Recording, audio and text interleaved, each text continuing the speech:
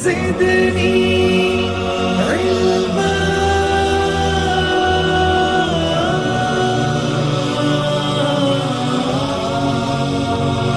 رب زدني علما.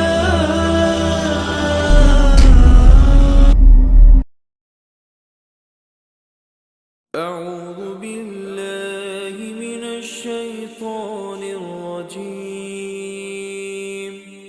بسم الله الرحمن الرحيم. الحمد لله نحمده ونستعينه ونستغفره ونؤمن به ونتوكل عليه ونعوذ بالله من شرور أنفسنا ومن سيئات أعمالنا من يهده الله فلا مضل له ومن يضلله فلا هادي له وأشهد أن لا إله إلا الله وحده لا شريك له وأشهد أن محمدا عبده ورسوله. فأعوذ بالله السميع العليم من الشيطان الرجيم. بسم الله الرحمن الرحيم. يا أيها الذين آمنوا اتقوا الله حق تقاته ولا تموتن إلا وأنتم مسلمون. يا أيها الناس اتقوا ربكم الذي خلقكم من نفس واحدة وخلق منها زوجها وبث منهما رجالا كثيرا ونساء واتقوا الله الذي تساءلون به والأرحام إن الله كان عليكم رقيبا. يا أيها الذين آمنوا اتقوا الله وقولوا قولا سديدا يصلح لكم أعمالكم ويغفر لكم ذنوبكم ومن يطع الله ورسوله فقد فاز فوزا عظيما. أما بعد فإن خير الحديث كتاب الله وخير الهدي هدي محمد صلى الله عليه وسلم وشر الأمور محدثاتها وكل محدثة بدعة وكل بدعة ضلالة وكل ضلالة في النار. قال الله تبارك وتعالى في كلامه العظيم وتعاونوا على البر والتقوى وتعاونوا على الإثم والعدوان. وقال تعالى في كلامه الآخر وعن عبد الله بن سلام رضي الله عنه قال قال النبي صلى الله عليه وسلم أفشوا السلام وأطعموا الطعام وصلوا الأرحام وصلوا بالليل والناس نيام تدخلوا الجنة بسلام. رواہ المسلم. معزز سامعین و سامعات، نونہال معصوم بچوں، نوجوان دوستوں اور محترم بزرگوں، تمام قسم کی تعریف و توصیف، بڑائی، بزرگی اور کبریائی اللہ عز و جل کے لیے ہے جو سدا زندہ و سلامت رہنے والا ہے. درود و سلام ہو من جملہ انبیاء علیہم السلام پر، بالخصوص درود و سلام ہو امامنا فی الدنیا و امامنا فی الآخرہ و امامنا فی الجنہ جناب محمد الرسول اللہ صلی اللہ علیہ وسلم پر. آج کے اس پروگرام میں میرے جو درس کا عنوان ہے، اس خطاب کا جو عنوان ہے وہ ہے اصلاح معاشرہ. لفظ اصلاح صلح سے آتا ہے، اور صلح تب کی جاتی ہے جب دو فریق کے درمیان میں تضاد ہو. اب جو معاشرے کا جو معاملہ ہے کس کے ساتھ تضاد ہے؟ معاشرہ ایک سوسائٹی، رہن سہن، معاملات داری، یہ معاشرہ ہے. اصلاح کس کی ہے؟ رہنے والے لوگوں کی. معاشرے کا ہمارے ساتھ ایک تضاد ہے، کیونکہ اگر ہماری اصلاح ہوگی تو معاشرہ درست ہوگا. اب ہم ان تمام باتوں پر طویل گفتگو کے بجائے ہم اصل نقطے پر آتے ہیں. یہ وہ معاشرہ ہے، یہ وہ ماحول ہے کہ جہاں ہمارے حالات مسلمانوں کے درست نہیں ہیں. کیوں نہیں ہیں؟ رہن سہن کے اعتبار سے، معاملات کے اعتبار سے ہمارے درمیان میں ایک تضاد ہے، اختلاف ہے، اور ہماری اصلاح کی سخت ہمیں ضرورت ہے. یہ معاشرہ اتنا برا نہیں ہے جتنا برا ابتدائی مراحل میں مکۃ المکرمہ کا تھا۔ ابتدائی اسلام میں مکہ کے سرزمین پر رہنے والے ان مسلمانوں کے ساتھ جو معاملات ہو رہے تھے، معاشرہ جتنا خراب تھا، جب اللہ رب العالمین نے ان کی اصلاح کر دی تو ممکن ہے کہ ہمارے بھی اس معاشرے کا اصلاح ہو جائے گا۔ اب اگر ہم مکہ سے نکل کر کے مدینہ آتے، امام الانبیاء جناب محمد الرسول اللہ صلی اللہ علیہ وسلم نے مدینۃ المنورہ میں سوئے یثرب کی اس سرزمین پر بھی مسلمانوں اور یہودیوں کے درمیان ایک اصلاح کی، صلح کرایا، اور ایسا معاشرہ اللہ کے نبی صلی اللہ علیہ وسلم نے پیش کیا جس سے رہتی دنیا تک کے تمام لوگوں کے لیے مثال ہے کہ اگر آپ چاہتے ہیں کہ آپ کے معاشرے کا اصلاح ہو، آپ کی سوسائٹی کی اصلاح ہو، آپ کی اصلاح ہو جائے، تو آپ کو وہی نقش قدم پر چلنا ہوگا، اسی طریقے پر عمل کرنا ہوگا، وہی طریقہ اختیار کرنا ہوگا جس طریقے کو امام الانبیاء جناب محمد الرسول اللہ صلی اللہ علیہ وسلم نے اختیار کیا تھا۔ ممکن ہے کہ ہماری اصلاح ہو جائے۔ جب مدینے کی بات آئی تو میں شروعات مدینے سے ہی کرتا ہوں۔ عبداللہ بن سلام رضی اللہ عنہ ایک راوی حدیث ہیں، یہ یہودیوں کے بہت بڑے عالم تھے۔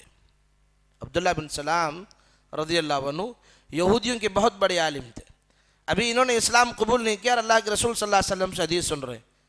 ان کے ایمان لانے کی مثال اللہ رب العالمین اور قرآن مجید میں دیا اور کہا مؤمنون، یہودیوں میں سے جس کو مومنین کا خطاب دیا ہے وہ عبداللہ بن سلام رضی اللہ عنہ۔ عبداللہ بن سلام رضی اللہ عنہ کہتے ہیں اب ہمارے بھی اصلاح یہاں سے شروع ہوگی، اب اندازہ لگانا۔ وعن عبداللہ بن سلام رضی اللہ عنہ قال قال النبی صلی اللہ علیہ وسلم افشوا السلام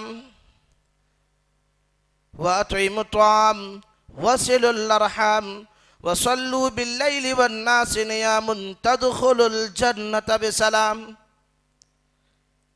اللہ کے نبی صلی اللہ علیہ وسلم مدینے میں سب سے پہلے حدیث جو اللہ کے رسول صلی اللہ علیہ وسلم سے روایت کیا، جو سنا، عبداللہ بن سلام کہتے ہیں میری زندگی کی پہلی حدیث ہے جس میں اللہ کے نبی سے روایت کر رہا تھا، میں نے سنا اللہ کے رسول سے۔ اللہ کے رسول نے کیا فرمایا؟ وَأَبْشُوا السَّلَامَ، سلام کو رواج دو، سلام کو عام کرو، سلام کو پھیلاؤ، سلامتی کو عام کرو، دعا کو عام کرو۔ سلام عام کرنا ہے، دعا کو عام کرنا ہے، سلامتی عام کرنی ہے، بد دعائیں نہیں، بد دعائیں نہیں۔ ہمارے معاشرے کی سب سے پہلے بگاڑ یہ ہے کہ آج اکثر و بیشتر لوگوں میں دعا دینے کے بجائے بد دعائیں دے رہے ہیں، سلام کے دور روز مرہ، اور ہم اس کو برا سمجھتے ہی نہیں، ہم نے کبھی اس کو غلط مانا ہی نہیں، اور ہم اسے غلط کبھی تصور ہی نہیں کرتے۔ مثال کے طور پر نوجوانوں میں کیا عادت ہے، نوجوانوں اکثر و بیشتر مسلمانوں کے یہی حالات ہیں، جب ہم سلام کرتے ہیں تو سلام کیسے کیا جاتا ہے؟ السلام علیکم بھائی، السلام علیکم۔ اچھا، جس نے السلام علیکم کہا اس کی شناخت ہے کہ وہ شہر حیدرآباد سے، ہاں نشانی ہے اس کی، اور اگر کسی نے پورا کہہ دیا السلام علیکم ورحمۃ اللہ وبرکاتہ تو یہ اس کی نشانی ہے کہ یہ اہل حدیث ہے، دو نشانے۔ اچھا، اہل حدیثوں میں بھی بہت خرابی ہے، اصلاح سب کی ہونی چاہیے۔ اکثر نوجوان السلام علیکم، آپ کو پتہ ہے اللہ رسول صلی اللہ علیہ وسلم فرمایا افشوا السلام، سلام کو عام کرو۔ اللہ کے نبی صلی اللہ علیہ وسلم نے سلام کا طریقہ سکھلایا۔ اللہ کے رسول جب راستے میں بھی چلا کرتے تھے تو اللہ کے نبی صلی اللہ علیہ وسلم معصوم بچوں کو بھی سلام میں پہل کیا کرتے تھے۔ انس بن مالک رضی اللہ عنہ کہتے ہیں کہ جب میں مدینے میں گزر رہا تھا تو میں نے بچوں سے سلام کیا تو ایک شخص نے کہا ہے انس کیا تم بچوں کو بھی سلام کرتے ہو؟ انس بن مالک رضی اللہ عنہ کہتے ہیں میں سلام کیوں نہ کروں کہ امام الانبیاء جناب محمد الرسول اللہ صلی اللہ علیہ وسلم بھی معصوم سے معصوم بچوں کو بھی سلام میں پہل کیا کرتے تھے، سلام کرتے تھے۔ تو سلام کیا تھا؟ السلام علیکم، السلام علیکم ورحمت اللہ وبرکاتہ۔ اگر آپ رحمت اللہ وبرکاتہ نہیں کہتے کم سے کم سلام تو پوری کہو، السلام علیکم۔ اللہ کے نبی صلی اللہ علیہ وسلم بیٹھے ہوئے ہیں، چند یہودی، دو یہودی گزر رہے ہیں، اللہ کے نبی صلی اللہ علیہ وسلم سے کہتے ہیں السلام علیکم یا رسول اللہ۔ یہودی بھی کہتے تھے السلام علیکم یا رسول اللہ۔ اللہ کے رسول نے کہا وعلیکم وعلیکم۔ اما عائشہ رضی اللہ عنہ نے سن لیا کہ میرے شوہر میرے نبی کو موت کی دعا دے رہا ہے، فوراً کہتی ہے وعلیکم السلام واللعنہ، یہودیو تم پر موت بھی ہو اور اللہ کی لعنت بھی ہو۔ اللہ کے نبی صلی اللہ علیہ وسلم کہتے ہیں بس کرو عائشہ، کیا آپ نے نہیں سنا کہ میں نے ان کا جواب انہی پر لوٹا دیا؟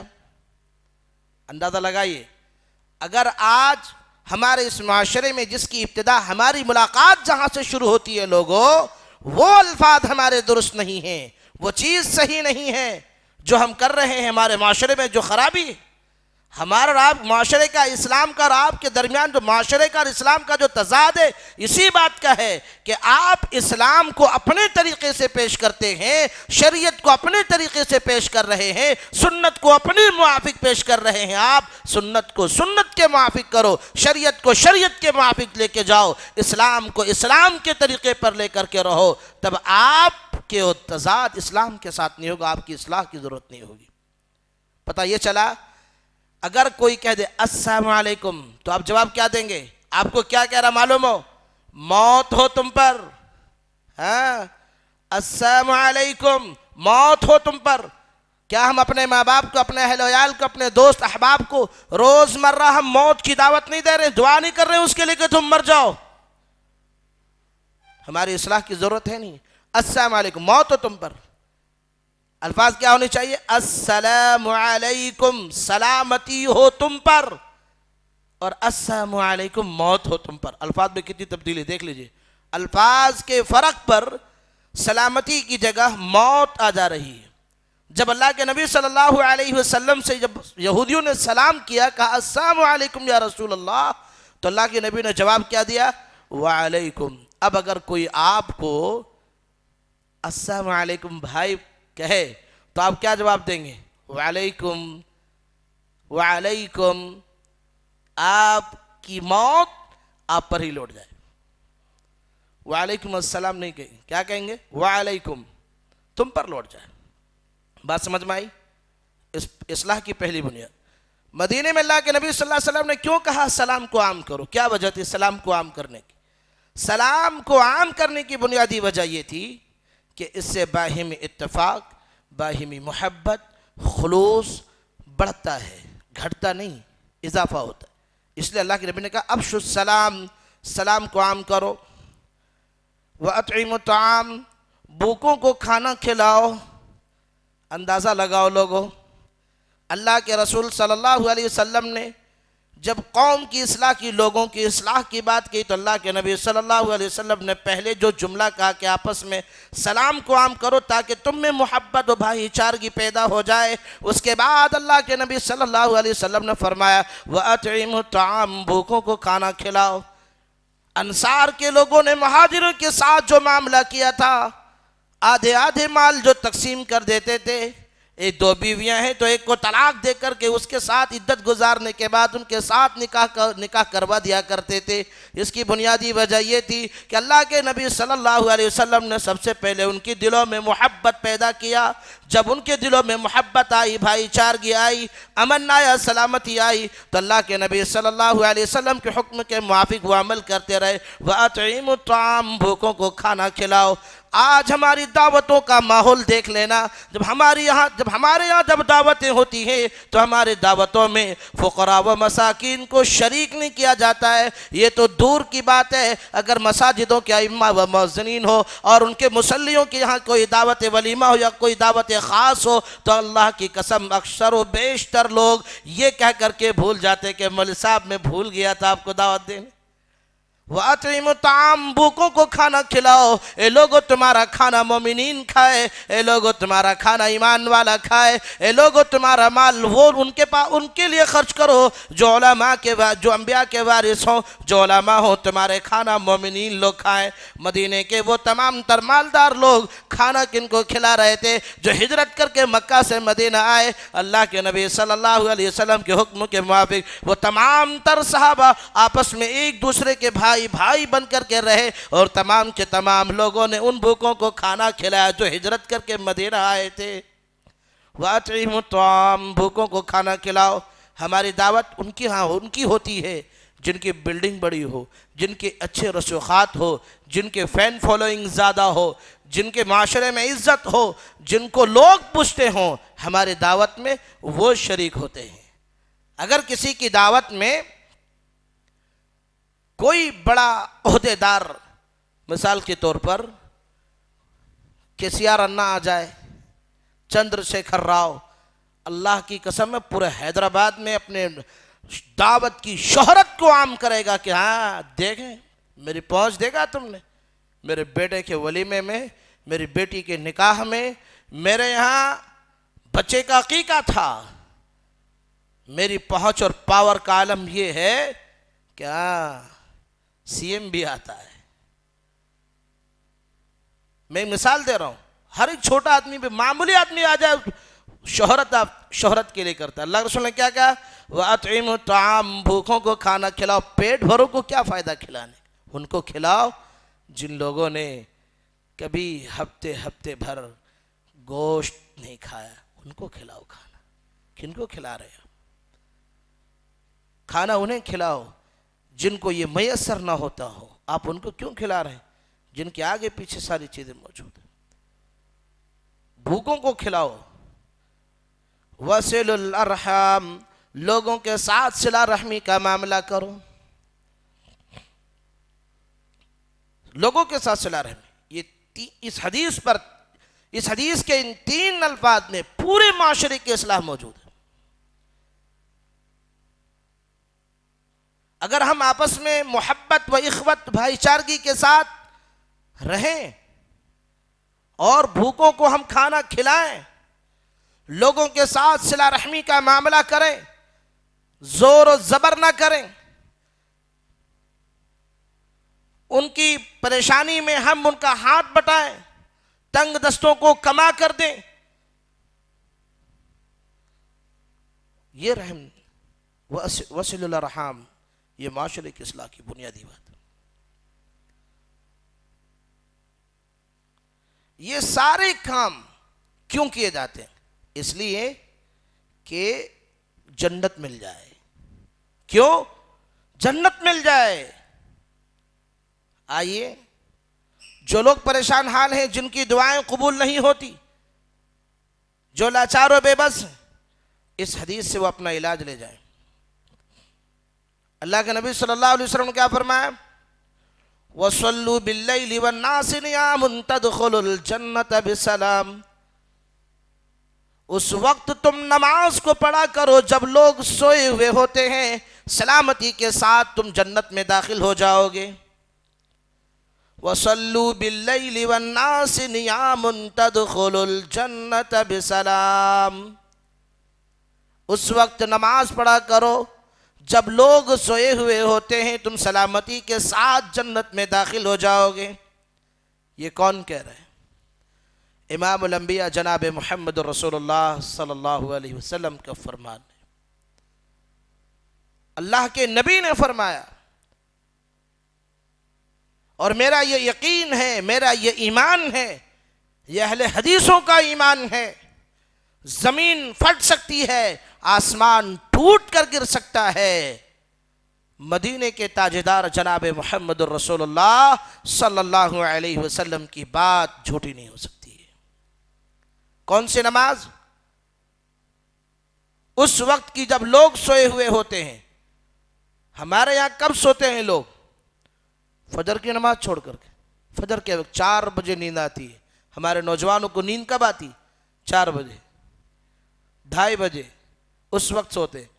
جب اس وقت لوگ سوئے ہوئے رہیں، نماز پڑھو، یعنی نماز تہجد ادا کرو۔ جب آپ نماز تہجد کے پابند ہوں گے تو اللہ کے نبی نے فرمایا کہ سلامتی کے ساتھ آپ جنت میں چلے جائیں گے۔ اندازہ لگا لو، صرف نماز پڑھنے والے جنت میں چلے جاتے، بھوکوں کو کھانا کھلانے والے جنت میں چلے جاتے، اگر صلہ رحمی کرنے والے جنت میں چلے جاتے، اللہ کے نبی صلی اللہ علیہ وسلم تہجد کی نماز کی طرف لوگوں کو رغبت نہ دلاتے، راغب نہ کرتے۔ یہ اس لیے کہ ہر داعی کا زینہ جو ہے، ہر داعی کی دعوت کا، ہر داعی کا جو کامیابی ہے وہ ہے تہجد کی صلاح۔ اور ہم میں سے ہر انسان داعی ہے، ہر ایک شخص داعی ہے۔ یاد رکھیں کہ کسی دعوت کا مسئلہ کسی ایک قوم کے ساتھ، کسی ایک شخص کے ساتھ خاص نہیں ہے، ہر ایک شخص ہم میں سے داعی ہے۔ آپ کو پتہ ہے، میں دعوت کی فکر دلا کے اس حدیث کو پورا کروں گا۔ ہم قرآن مجید میں امام صاحب نماز میں پڑھتے اور ہم سنتے ہیں۔ امام صاحب نے اللہ اکبر کہی، سورۃ الفاتحہ پڑھا، جب میں سورہ پڑھ رہے تھے امام صاحب نے پڑھ دیا قل هو اللہ احد۔ آپ کہہ دیجئے کہ اللہ ایک ہے۔ سوال یہ ہے کہ لوگوں غور کرو، کس سے کہنا کہ اللہ ایک ہے؟ امام صاحب نے تلاوت تو کی، رب سبحانہ و تعالیٰ کے قرآن تو پڑھ دیا، امام صاحب نے تو کہہ دیا قل هو اللہ احد۔ آپ کہہ دیجئے کہ اللہ ایک ہے، کس سے کہا جائے؟ مسجد میں جتنے لوگ بیٹھے ہیں ہر ایک کو اس بات کا علم ہے کہ اللہ ایک ہے۔ ذرا اندازہ لگا لو کہ ہمیں اس سے کہنا ہے جن لوگوں کو یہ پتہ ہی نہیں ہے کہ اللہ ایک ہے۔ بہت ہی سوچنے کی بات ہے۔ افلا یتدبرون القرآن، قرآن میں تدبر کرو، غور کرو، فکر کرو، تدبر کرو قرآن میں۔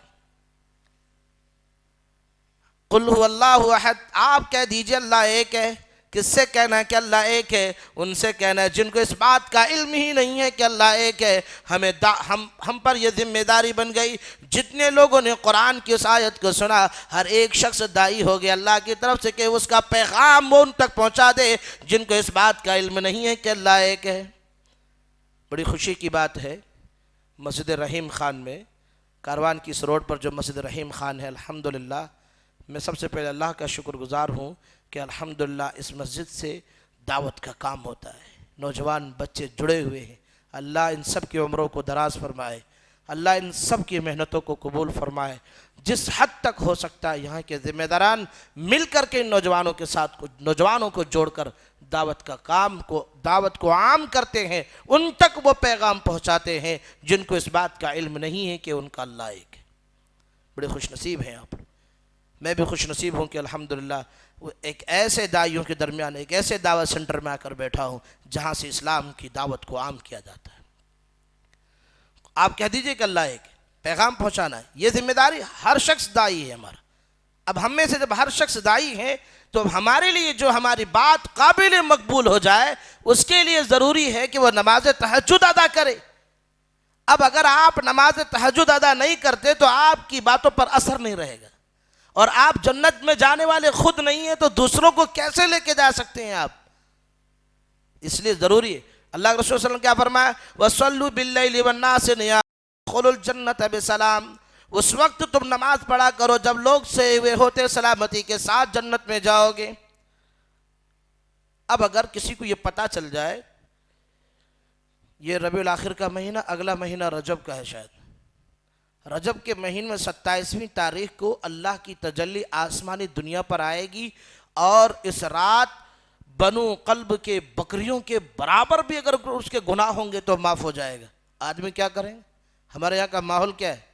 سال میں 3-4 راتیں بڑی اچھی عبادت گزاری کرتے ہیں. 27ویں رجب، 15ویں شعبان، 27واں رمضان، اتنا ہی. آپ کو پتہ ہے کہ اللہ تبارک و تعالی ہر رات آسمانی دنیا پر آتا ہے، ہر رات آتا ہے. اللہ کے نبی صلی اللہ علیہ وسلم فرمایا جن کی دعائیں قبول نہیں ہوتی، میں ان کو کامیابی کی ایک اصلاح کے طور پر میں ان کو بھی بتا دینا چاہتا ہوں. جو نمازی ہیں دعا کر رہے ہیں قبول نہیں ہو رہی، میں آپ کو اس کا بھی ذریعہ بتاؤں گا، سن لیجئے. کل لیلۃ الی السماء الدنیا حین یبقى ثلث اللیل الاخر قال من يدعوني فاستجب له ومن يسألني فأوتيه ومن يستغفرني فاغفر له. اللہ کے نبی صلی اللہ علیہ وسلم نے فرمایا قل ينزل ربنا تبارک و تعالی کل لیلۃ الی السماء الدنیا. ينزل ربنا، نازل ہوتا ہے تیرا رب، تمہارا پروردگار. ينزل ربنا تبارک و تعالی، جو بہت ہی بابرکت اور بلند ہے. تبارک و تعالی کل لیلۃ، کل لیلۃ، کل کے معنی سب، لیل کے معنی رات. کل لیلۃ الی السماء الدنیا، اللہ تبارک و تعالی کی تجلی آسمانی دنیا پر ہر رات آتی ہے. قال من يدعوني فاستجب له، پکارتا ہے کہ او میرے بندو تم مجھ سے پکار کر کہا جاتا ہے اے ابن آدم کی اولاد. قال من يدعوني فاستجب له، تم مجھے پکارو میں تمہارے پکار کو سننے والا ہوں. ہے مجھ سے کوئی سوال کرنے والا، ہے مجھ سے کوئی مانگنے والا، ہے کوئی بیمار جو شفا چاہتا ہے، وہ آئے رب سبحانہ و تعالیٰ کے سامنے حاضر ہو جائے اور صلاح تہجد کے پابند ہو اور اللہ سبحانہ و تعالیٰ سے اس کا سوال کرے. اللہ فرمایا قال من يدعوني فاستجب له، ہے کوئی مجھ سے پکارنے والا، مانگنے والا ابن آدم کے اولادو، جو سو رہے وہ اٹھو اور آؤ تم اپنی بگڑی کو بنا لو. قال من يدعوني فاستجب له ومن يسألني فأوتيه، ہے مجھ سے کوئی سوال کرنے والا جسے عطا کیا جائے، ہے کوئی بیٹا بیٹی مانگنے والا، ہے کوئی روزی میں برکت چاہنے والا، ہے کوئی بیماریوں سے شفا پانے والا، ہے کوئی ایگزام میں کامیاب ہونے کی خواہش رکھتا ہے کوئی تو آئے. قال من يسألني فأوتيه، آؤ تم مجھ سے سوال کر کے دیکھو، میں تمہارا رب ہوں، میری تجلی آسمانی دنیا پر ہے، اور میرے بندوں میں تمہاری دعاؤں کو قبول کرنے والا ہوں. قال من يسألني فأوتيه، ہے مجھ سے سوال کرنے والا مجھ سے سوال کرے، میں اس کے سوال کو پورا کروں. ایک حدیث یاد آ گئی. انس بن مالک رضی اللہ عنہ کہتے ہیں کہ اللہ کے رسول صلی اللہ علیہ وسلم فرمایا ما کان العبد من ربه وهو ساجد فاکثر الدعاء، بندہ اپنے رب کے سب سے زیادہ قریب اس وقت ہوتا ہے جب وہ سجدے میں ہوتا ہے. ما کان العبد من ربه وهو ساجد فاکثر الدعاء، بندہ اپنے رب کے سب سے زیادہ قریب اس وقت ہوتا ہے جب وہ سجدے میں ہوتا ہے. اللہ کے رسول نے فرمایا کہ فاکثر الدعاء، اسے چاہیے کہ وہ کثرت سے دعا کرے. کہاں دعا کرے؟ سجدے میں. اچھا فرض نمازوں میں نہیں ہے، یہ جو دعا ہے نوافل میں. اب اندازہ لگاؤ اللہ کی تجلی آسمانی دنیا پر ہے، اللہ تبارک و تعالیٰ پکار کر کہہ رہا قال من يدعوني فاستجب له، ہے مجھے کوئی پکارنے والا جس کی پکار کو سن کے پورا کیا جائے. ومن يسألني فأوتيه، ہے مجھ سے کوئی سوال کرنے والا جس کے سوال کو پورا کیا جائے. اب وہ بندہ اللہ سبحانہ و تعالیٰ کے یہاں سر سجدے میں رکھا ہوا ہو اور وہ یہ کہہ رہا ہو کہ اللہ میں بے اولاد ہوں، الہی تو نے ابراہیم علیہ السلام کو اولاد دی جب اس کی عمر 90 سال تھی، الہ العالمین تو نے زکریا کو یحییٰ دیا جب ان کی عمر 80 سال سے اوپر تھی، الہ العالمین جب تو ان کو اولادیں دے سکتا ہے میں بے اولاد ہوں، تو زکریا کا بھی رب ہے، ابراہیم کا بھی رب ہے. الہ العالمین تیری ذات تو ایسی ذات ہے جو بن باپ کا اولاد پیدا کر سکتا ہے، جو تو نے مریم کو عیسیٰ دیا. الہ العالمین میں تجھ سے سوال کرتا ہوں کہ اللہ مجھے اولاد عطا فرما. وہ دعا سجدے میں کر رہا ہوگا. شیخ کی کرسی ادھر لاؤ، آپ یہاں آئیے شیخ. وہ دعا کر رہا ہوگا، سر سجدے میں ہوگا، دعا کر رہا ہوگا کہ الہ العالمین مجھے اولاد عطا فرما۔ اللہ تبارک و تعالیٰ کا جو وعدہ ہے، قال من یدعونی فاستجب لہ ومن یسألنی فاوتیہ، جو وہ سوال کر رہا ہوگا اللہ سبحانہ و تعالیٰ اسے کہہ دے گا کہ میں نے تجھے اولاد نعمت سے نوازا، جا میرے بندے میں نے تجھے اولاد دی۔ یہ میرے نبی نے تم سے کہا تھا کہ جب تم سر سجدے میں رکھ کر کے اپنے رب سے دعا کرو گے تو تمہارا رب العالمین تمہاری دعاؤں کو قبول کر لے گا۔ جا، میرا یہ وعدہ ہے، میرے نبی نے جو تمہیں پیغام دیا میں یہ وعدہ کر رہا ہوں، میرے وعدے کے موافق تم نے نبی کی سنت کو سمجھتے ہوئے، نبی کے کلام پر یقین کامل کرتے ہوئے تم نے مجھ سے سوال کیا ہے، میں تمہارا رب ہونے کی وجہ سے، میں اپنے ربانیت کی وجہ سے میں تمہیں اولاد عطا کرتا ہوں۔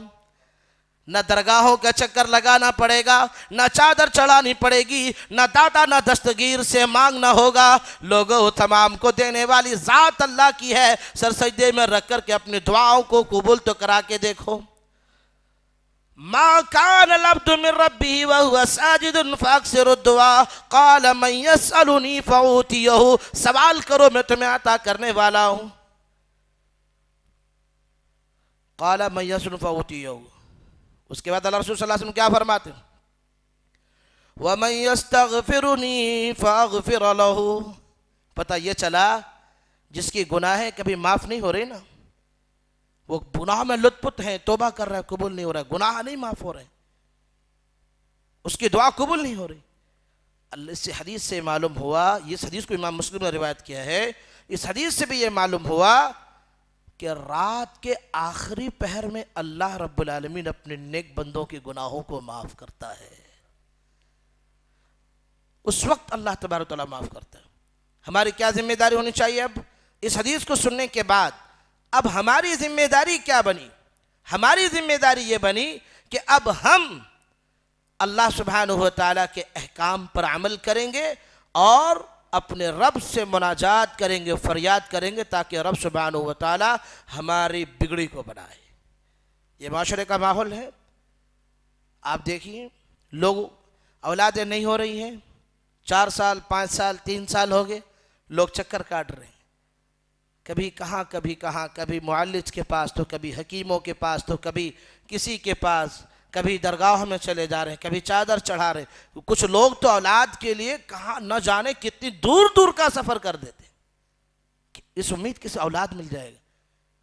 اللہ اکبر، اللہ سبحانہ و تعالیٰ کہہ رہا ہے یہاں آ، میں تمہیں یہاں دینے والا ہوں، یہاں آ کر کے مانگ، میرے سامنے سرو سجود ہو، اپنی پیشانی جھکا زمین پر، میں تمہیں عطا کرنے والا ہوں، کوئی اور نہیں دے سکتا۔ تو اپنی معاشرے کی اس غلطی کی بھی اصلاح کرنی۔ معاشرے میں جو برائی سب سے زیادہ عام ہے وہ ہے بدگمانی۔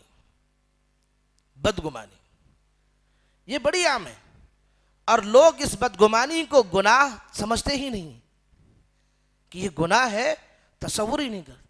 لوگ غیبت کو، چغل خوری کرتے ہیں، غیبت کرتے ہیں، لوگ اس کو گناہ تصور ہی نہیں کرتے۔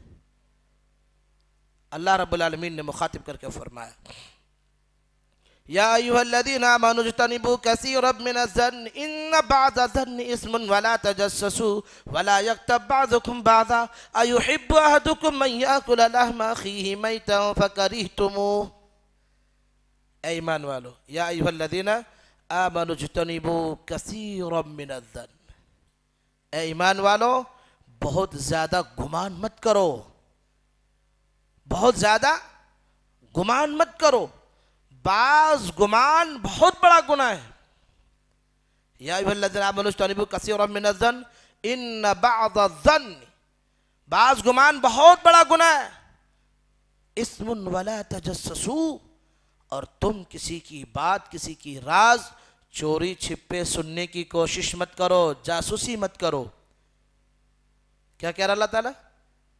اے ایمان والو زیادہ گمان نہ کرو، بعض گمان بہت بڑا گناہ ہے، اور کسی کی جاسوسی مت کرو۔ ہمارے معاشرے کا اصل بگاڑ گمان سے شروع ہوتا ہے، گمان سے، بدگمانی۔ آپس میں دو دوست انتہائی صلح و محبت کے ساتھ رہتے ہیں، ان کا معاملات انتہائی بہتر رہتا ہے، لیکن بیچ میں تیسرا آتا ہے اور دونوں کے درمیان میں کسی بھی باہی میں نہ اتفاقی پیدا کرا دیتا. اب ایک دوسرے کے متعلق بدگمان ہو جاتے ہیں.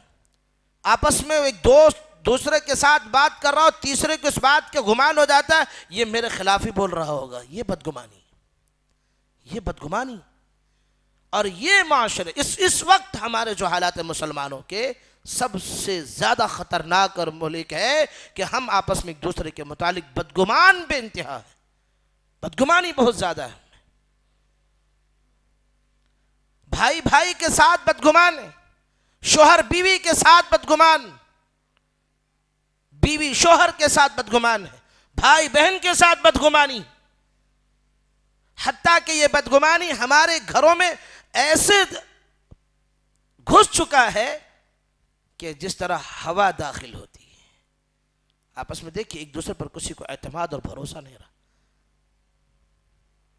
اولاد کو ماں باپ کے حق میں بدگمانی.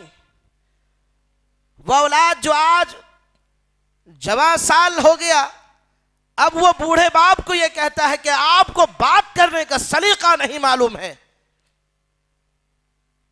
ہمیں تمیز سکھا, وہ اولاد تمیز سکھا رہی ہے جس باپ نے کبھی اسے انگلی پکڑ کر کے چلنا سکھایا ہے. وہ کہتا آپ کو ہماری کلچر کا علم نہیں, ہمارے معاشرے کا علم نہیں. ہمیں بدگمانی. اللہ نے کیا فرمایا, یا ایھا الذین آمنوا اجتنبوا کثیرا من الظن ان بعض الظن اسم ولا تجسسوا ولا یغتب بعضکم بعضا. تم جاسوسی نہ کیا کرو, چوری چھپے بات نہ سنا کرو. جب بدگمانی ہو جاتی ہے دو فریقین کے درمیان, تو اب ایک دوسرے کے بات کو سننے کے لیے چوری چھپے کوشش کی جاتی ہے.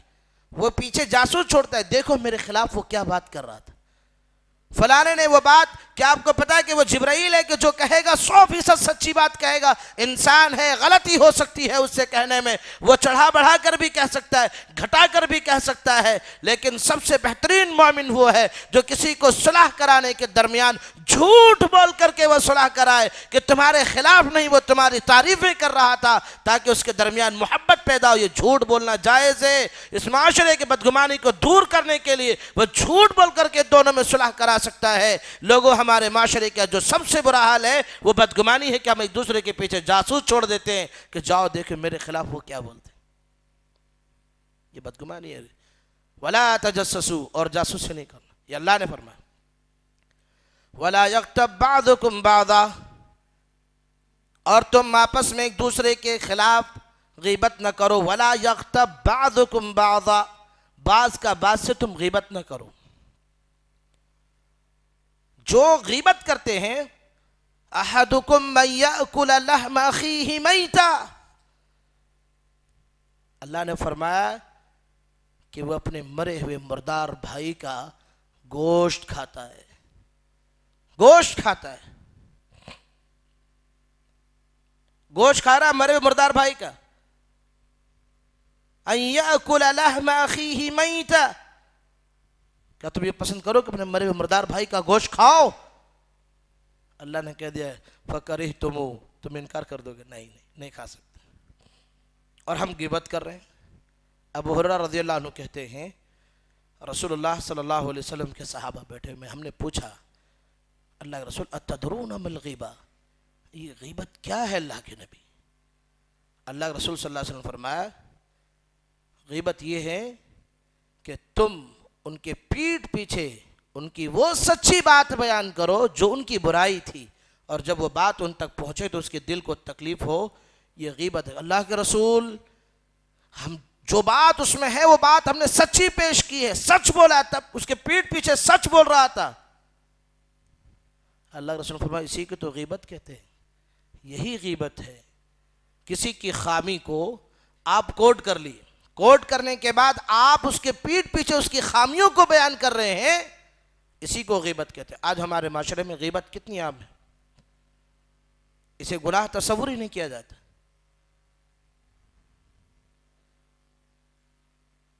میں اس پر ایک اور حدیث پیش کروں. اس حدیث کو بھی امام مسلم رحمہ اللہ نے روایت کی. کل قیامت کے دن میدان محشر ہوگا, اللہ سبحانہ و تعالی سب کا حساب و کتاب کر رہا ہوگا. چگل خوروں کا، غیبت خوروں کا. اچھا اس حدیث کو پہلے پوری کر دو. اللہ رسول نے کہا جو سچ بات بیان کر رہے ہو یہی غیبت ہے، اور تم نے اگر وہ بات کہی جو اس میں ہے ہی نہیں فقط بہتہ، وہ تو بہتان ہوا. غیبت اور بہتان دو باتیں. اگر تم نے جھوٹ کسی کی طرف کوئی بات منسوب کر دی تو وہ بہتان ہے، اور اگر تم نے سچی بات اس کے پیٹھ پیچھے بیان کی جو اس کی خرابی ہے اسی کو غیبت کہتے ہیں. اللہ رسول صلی اللہ علیہ وسلم نے فرمایا میدان محشر میں قرب له یوم القیامہ یقال له، اللہ تبارک تعالیٰ فرشتوں کو حکم دے گا کہ اس کے بھائی کا گوشت اس کے سامنے پیش کرو. قرب له یوم القیامہ یقال له کلہ میتا کما اکلتہ حیا فیأکلہ ویأکلہ ویصیح. اللہ رسول صلی اللہ علیہ وسلم فرمایا اس کو اس کے بھائی کا گوشت پیش کیا جائے گا. قرب له یوم القیامت یقال له کلہ میتا کما اکلتہ حیا. فرشتے اسے گوشت پیش کریں گے، اس کے مرے ہوئے بھائی کا گوشت. وہ کہے گا کہ ہرگز بھی میں اسے کیسے کھا سکتا ہوں، یہ تو کھانے کے لائق نہیں ہے، میرے بھائی کا گوشت میں اسے کیسے کھاؤں. اللہ کے نبی صلی اللہ علیہ وسلم نے فرمایا فرشتے کہیں گے وَيَأْكُلُ، جس طرح تم دنیا میں اس کی گوشت کو، اس کا گوشت کھایا کرتے تھے، یأکل لحم اخیہ میتا، جب اس کے بھائی کا گوشت پیش کیا جائے گا ویأکلہ ویصیح ویأکلہ، اسے کہا جائے گا اسے کھاؤ، وہ کہے گا میں اسے کیسے کھا سکتا ہوں. فرشتے کہیں گے تم ایسا کھاؤ جیسے تو نے دنیا میں زندگی میں زندہ رہتے ہوئے مرے ہوئے بھائی کا گوشت کھایا تھا. جب وہ کھائے گا ویأکلہ ویصیح، جب اسے وہ کھا لے گا تو اس کا چہرہ بدصورت ہو جائے گا. امام مسند احمد نے کہا کہ اس کا چہرہ پھٹ جائے گا. اندازہ لگائیے یہ غیبت کا معاملہ ہوگا، یہ غیبت کا معاملہ ہوگا. اور اتنے بھیانک یہ برائی ہمارے درمیان موجود ہے ہمارے معاشرے میں. اکثر و بیشتر لوگ، 5 وقتہ نماز پڑھنے والے لوگ بھی اس میں شامل ہیں اور اس کو گناہ تصور ہی نہیں کرتے.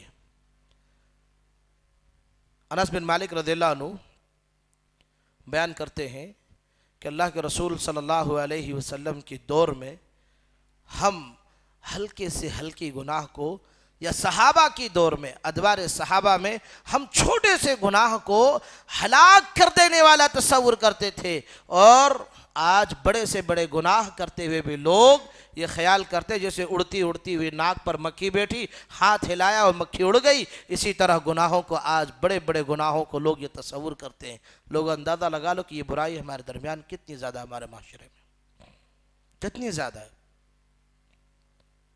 یہ خرابی ہم میں ہے نہیں، ہمیں بد اخلاقی ہے نہیں ہے.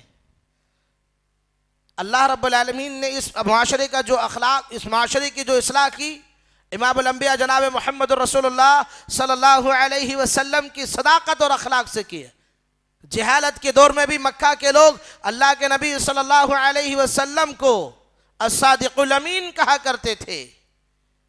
آج ہمارے بارے میں کوئی کہہ سکتا ہے یہ خطیب صاحب، یہ عالم صاحب، یہ امام صاحب، یہ مولوی صاحب، یہ فلانے صاحب، یہ مصلی صاحب، یہ فلاں بن فلاں سچ بولتا ہے؟ کہہ سکتے؟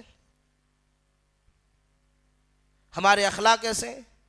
چلو یہ چھوڑ دو، دور کی بات ہے، ہم اپنے گھر میں آ جاتے ہیں، ہمارے بچے ہمارے بارے میں یہ گواہی دے سکتے ہیں کہ میرے والد صاحب سچ بول رہے ہیں. بیوی بول سکتی ہے میرا شوہر سچ بولتا ہے، جھوٹ نہیں بولتا. ہمارا ہے یہ ماحول؟ جبکہ ہم ہمیشہ یہ سنتے ہیں کہ اللہ رب العالمین نے فرمایا یا ایھا الذین آمنوا اتقوا اللہ وقولوا قولا سدیدا، ایمان والو اللہ سے ڈرو اور سچی اور سیدھی بات کرو. وقولوا قولا سدیدا یصلح لکم اعمالکم، سچ بولو گے، سیدھا بولو گے، تمہارے اعمال درست ہو جائیں گے. کہاں ہے ہماری نمازیں میں برائی سے کیوں نہیں روک پاتی؟ ہمارے صدقات، ہماری زکوٰۃ کیوں نہیں ہمیں آنے والی مصیبتوں سے بچا پا رہی ہے؟ کیا وجہ ہے؟ ہمارے اعمال درست نہیں ہو رہے کیونکہ ہم جھوٹ بول رہے ہیں. صوفے پر بیٹھے ہوا والد، کسی دوست کا فون آیا، اٹھا کر کے بات کر رہا ہے، میں راستے میں ہوں، آ رہا ہوں، آن دی وے ہوں میں. معصوم سا بچہ دیکھ رہا ہے کہ میرے والد گھر میں صوفے پہ بیٹھا ہوا چائے کی چسکیاں لے رہا ہے اور اپنے دوست کو یہ بول رہا ہے کہ میں آن دی وے ہوں. راستے میں ہوئے. کون تعلیم دے رہا ہے جھوٹ بولنے کی؟ کون دے رہا ہے جھوٹ بولنے کی تعلیم؟ کون اپنے معاشرے میں خرابی پیدا کر رہا ہے؟ بیوی کی باری ہے، بیوی کا ذکر کیا. آج کوئی خاتون ایسی ہے، کوئی شوہر ایسا ہے جو امام الانبیاء جناب محمد رسول اللہ صلی اللہ علیہ وسلم کے نقش قدم پر چلنے کی کوشش تک کرے تو نہیں. کوئی بیوی ایسی ہے جو اماں خدیجہ رضی اللہ عنہا جیسی ہو، جو اپنے شوہر کے بارے میں کہتی ہیں آپ تو صادق الامین ہیں، اللہ کی قسم اللہ آپ کو رسوا نہ کرے گا، آپ تہہ دستوں کو تنگ دستوں کو کھما کر دیتے ہیں، مہمان نواز ہیں، آپ صادق الامین ہیں، اللہ کی قسم اللہ آپ کو ضائع نہیں کرے گا. واللہ لا یخزیک اللہ ابدا واللہ انک لتصل الرحم وتصدق الحدیث. آپ لوگوں پر رحم کرتے ہیں، سچ بولتے ہیں، آپ کو اللہ تبارک تعالیٰ ضائع نہیں کرے گا. کوئی بیوی گواہی دے سکتی ہے ہماری؟ آج کل جو ماحول ہے، شادیوں سے پہلے ہی ابھی بات چیت طے ہوئی ہے، اس کے درمیان ہی نہ جانے کتنے سارے معاملات پیش ہو جاتے ہیں، اور سب کا دار و مدار جھوٹ پر رکھتا ہے. ہمارے معاشرے میں سب سے بڑی جو تیسری جو خرابی ہے وہ جھوٹ کی ہے. لوگ، کوئی شوہر اپنی بیوی کے بارے میں گواہی نہیں دے سکتا کہ میری بیوی اتنی پاکیزہ ہے جتنی اماں عائشہ صدیقہ رضی اللہ عنہا تھی. علی کی بیوی تھی، ابو بکر کی بیٹی تھی، عثمان کی بیوی تھی، رسول اللہ کی بیٹیاں تھیں. ہر آدمی ڈرا اور سہما ہوا ہے. ہم مسلمان ہی تو ہیں، کوئی اور تو نہیں. یہ ہمارے ساری برائیوں اور خرابیوں کا ذریعہ ہے جس کی وجہ سے آج ہم ڈرے اور سہمے ہوئے حالات پہ زندگی گزار رہے ہیں. یہ ہمارے معاشرے کی خرابی ہے. میں نے قرآن مجید کی ایک آیت پڑھی تھی، اللہ نے فرمایا وَتَعَاوَنُوا عَلَى الْبِرِّ وَالتَّقْوَى وَتَعَاوَنُوا عَلَى الْإِثْمِ وَالْعُدْوَانِ. تم ایک دوسرے کا اللہ کے تقوی کے خاطر تعاونوا علی البر، تم مدد کرو، تعاون کرو. وتعاونوا علی البر والتقوی، تقوی کے محض پر آپ تعاون کرو.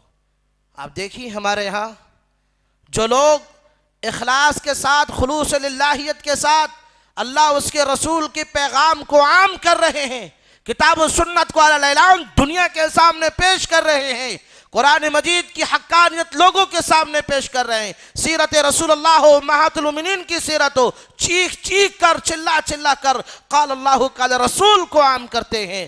آپ دیکھیں کہ ان کا تعاون کرنے والا کوئی نہیں. جب کبھی مصیبت آتی ہے، پریشانی آتی ہے تو لوگ یہ کہتے ہیں یہ فلاں کی پریشانی ہے، اس کی نہیں. اللہ کی قسم یاد رکھو، اللہ کے نبی صلی اللہ علیہ وسلم فرمایا جسد الواحد المومن اذ استشکا منہ عدو تداعی لہ سائر الجسد بالسہر والحمى. مومن تو وہ ہے جو ایک دوسرے کے جسم اور جان کے مانند ہو. جسد الواحد اذ اشتکا منہ عدو تداعی لہ سائر الجسد بالسہر والحمى. مومن ایک جسم اور جان کے مانند ہے. اللہ اس کے رسول کی بات کو عام کرنے والے لوگوں پر جب پریشانی آتی ہے، انہیں پی ایس کا چکر کاٹنا پڑتا ہے، اس وقت وہ تنہا ہوتے ہیں، ان کے تعاون اور مدد کرنے والے دوسرے لوگ کھڑے نہیں ہوتے. کیا یہی ہم اللہ والے، یہی ہم اللہ اس کے رسول کی بات کو سن کر عمل کرنے والے لوگ ہیں؟ تعاونوا علی البر والتقوی وتعاونوا علی الاثم والعدوان. انتہائی ضروری ہے. ہم کتنی بھی باتیں آپ سن لیں، لوگوں تک پہنچائیں، اس کا کوئی فائدہ نہیں جب تک کہ اس پر عمل نہ کیا جائے. اور ایک بات اور یاد رکھ لیجیے، اگر کوئی اس گمان میں ہو کہ ہم یہاں بیٹھ کر ہم نے کتاب سن لیا، تقریر سن لی، ہم نے حق ادا کر دیا، نہیں. آپ داعی ہیں اور آپ کی ذمہ داری ہے کہ آپ اس دعوت کو دوسروں تک پہنچائیں. آپ ذمہ دار ہو، مکلف ہو گئے، آپ کی ذمہ داری. اور خود آپ کے متعلق بھی اللہ آپ سے سوال پوچھے گا۔ قرآن مجید کی ایک آیت پڑھ کر کے میں اپنے تقریر کو ختم کر دوں گا۔ اللہ رب العالمین اگر کوئی یہ گمان کر رہا ہے کہ میں مسجد میں بیٹھا ہوں، میں نے خطاب سن لیا، تقریر سن لی، بس میری ذمہ داری پوری ہو گئی، نہیں ہو سکتی ہے۔ آئیے، جب تک ہم خود عمل نہیں کریں گے، دوسروں تک نہیں پہنچائیں گے، ہم مکلف رہیں گے۔ وَمَن يَعْصِ اللَّهَ اللہ تبارک تعالیٰ بیان فرماتا ہے، وَمَنْ أَعْرَضَ عَنْ ذِكْرِي فَإِنَّ لَهُ مَعِيشَةً ضَنْكًا وَنَحْشُرُهُ يَوْمَ الْقِيَامَةِ أَعْمَى قَالَ رَبِّ لِمَ حَشَرْتَنِي أَعْمَى وَقَدْ كُنْتُ بَصِيرًا قَالَ كَذَلِكَ أَتَتْكَ آيَاتُنَا فَنَسِيتَهَا وَكَذَلِكَ الْيَوْمَ تُنْسَى۔ جو لوگ میرے آیت سے، میرے ذکر سے روگردانی کرتے ہیں، وَمَنْ أَعْرَضَ عَنْ ذِكْرِي فَإِنَّ لَهُ مَعِيشَةً ضَنْكًا، ہم ان کی دنیا کو تنگ حال کر دیں گے۔ وَنَحْشُرُهُ يَوْمَ الْقِيَامَةِ أَعْمَى، میدان محشر میں ہم انہیں اندھا کر کے اٹھائیں گے۔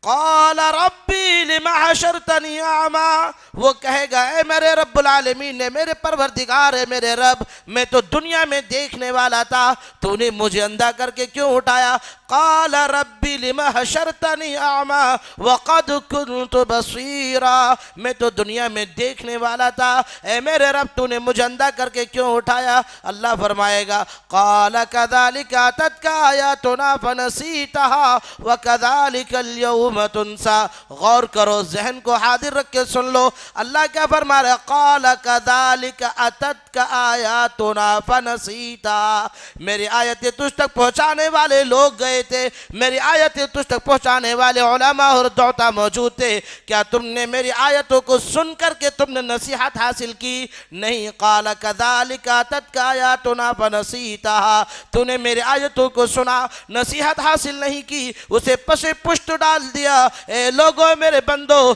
جس طرح تم نے دنیا میں میری آیتوں کو بھلا دیا، میرے رسول کی حدیثیں، میرے رسول کی سنت کو تم نے بھلا دی۔ قال كذلك اتتك آیاتنا فنسیتها وكذلك اليوم تنسى، اے لوگوں، میں بھی تمہیں آج بھلا دیتا ہوں، مجھے کوئی پرواہ نہیں ہے تمہاری۔ دنیا میں دیکھنے والا ہوگا، میدان محشر میں نابینا بنا دیا جائے گا، وہ سوال کرے گا، کہے گا اللہ سے۔ اللہ نے اس کا ذکر قرآن مجید میں بھی بیان کر دیا۔ تو پتہ یہ چلا ہم مکلف ہیں۔ ہم جب قرآن اور حدیث کو سنتے ہیں تو پہلے خود نصیحت حاصل کریں، اس کے بعد اس نصیحت پر عمل کریں۔ نصیحت حاصل کرنے کا کیا مطلب ہے؟ سننے کا، نصیحت حاصل کرنے کا کیا مطلب ہے؟ اس پر عمل کرنا۔ اور اگر آپ نے عمل نہیں کیا تو یاد رکھیں کہ آپ انکاری ہیں، آپ انکار کرنے والے ہیں۔ کس کا؟ اس قرآن کا اور رسول اللہ صلی اللہ علیہ وسلم کے فرمان کا۔ ایک حدیث سنا دوں۔ وعن ابی ہریرہ رضی اللہ عنہ قال قال النبی صلی اللہ علیہ وسلم کل امتی يدخلون الجنة الا من ابا قالوا یا رسول اللہ ومن یبا قال من اطاعنی دخل الجنة ومن عصانی فقد ابا۔ بڑی مشہور حدیث ہے۔ اللہ رسول نے فرمایا میری امت کے سب لوگ جنت میں جائیں گے سوائے اس کے جس نے میرا انکار کیا۔ صحابہ کہتے ہیں اللہ کے رسول، آپ کا انکار کون کر سکتا؟ اللہ کے نبی، آپ کا انکار کون کر سکتا؟ اللہ کے رسول، آپ کا کوئی انکار نہیں کر سکتا۔ اللہ رسول نے فرمایا قال من اطاعنی دخل الجنہ، جس نے میری اطاعت کی وہ جنت میں جائے گا، اس نے میری بات مانی۔ ومن عصانی فقد ابا، اور جس نے میری نافرمانی کی اس نے جنت میں جانے سے انکار کر دیا۔ بات سمجھ میں آئی؟ پتہ یہ چلا کہ آپ قال اللہ و قال رسول سن لیتے ہیں اور عمل نہیں کرتے تو فائدہ نہیں، آپ انکاری ہیں۔ ومن عصانی میں ہے، من اطاعنی میں نہیں، ومن عصانی میں۔ فیصلہ کر لو کہ من اطاعنی میں زندگی گزارنی ہے یا ومن عصانی میں۔ ابھی جو حالات ہے، ابھی جو معاشرہ ہے، ابھی جو ہمارے حالات ہیں، ومن عصانی پر ہے، ومن اطاعنی پر نہیں۔ من اطاعنی نہیں، ومن عصانی پر ہے۔ ہمارے معاشرے کا ماحول من اطاعنی ہونا چاہیے۔ اللہ کے رسول صلی اللہ علیہ وسلم کی اللہ رب العالمین سے دعا گو کہ اللہ سبحانہ و تعالی ہم تمام کو کہنے سننے سے کہیں زیادہ عمل کی توفیق دی، کتاب و سنت کے موافق ہمیں زندگی گزارنے کے توفیق رفیق فرمائے۔ الہ یہ جو پروگرام آج منعقد کیا گیا ہے، الہ العالمین تو اسے شرف قبولیت سے نواز، اللہ اس کے ذریعے لوگوں کی اصلاح کا باعث بنا دے، الہ العالمین اس کے برکات اور ثمرات سے مجلس میں بیٹھنے والے کہ اللہ جائز مرادوں کو پوری فرما، جو پریشان حال ہیں اللہ ان کی پریشانیوں کو خوشیوں میں تبدیل فرما دے، جو بیمار اور بیمارہ ہیں اللہ صحت و کاملہ عاجلہ والمستعملہ عطا فرما، الہ العالمین جو لوگ دعا کی تمنا رکھتے ہیں، درخواست کرنا چاہتے تھے نہیں کر سکے، اللہ ہر ایک کی جائز مرادوں کو پوری فرما دے، اللہ ہر ایک کی جائز مرادوں کو پوری فرما دے۔ الہ العالمین ہم تو سے دعا کرتے یا رب کریم، جب تک اس روئے زمین پر تو ہمیں زندہ رکھ، ایمان و اسلام کی حالت پر رکھ، اور الہی جب ہمارا خاتمہ ہو ایمان بالخیر اور توحید باللہ پر ہو، آمین تقبل یا رب العالمین۔ چمن میں پھول رہے تو کھلیں گے، چمن میں پھول رہے تو کھلیں گے، اور زندگی رہی تو انشاءاللہ رئیس اللہ سلفی آپ سے پھر ملیں گے۔ السلام علیکم ورحمۃ اللہ۔ مزید علماء اور مقررین کے بیانات سننے کے لیے ہمارے YouTube چینل کو سبسکرائب کیجیے۔ جزاک اللہ۔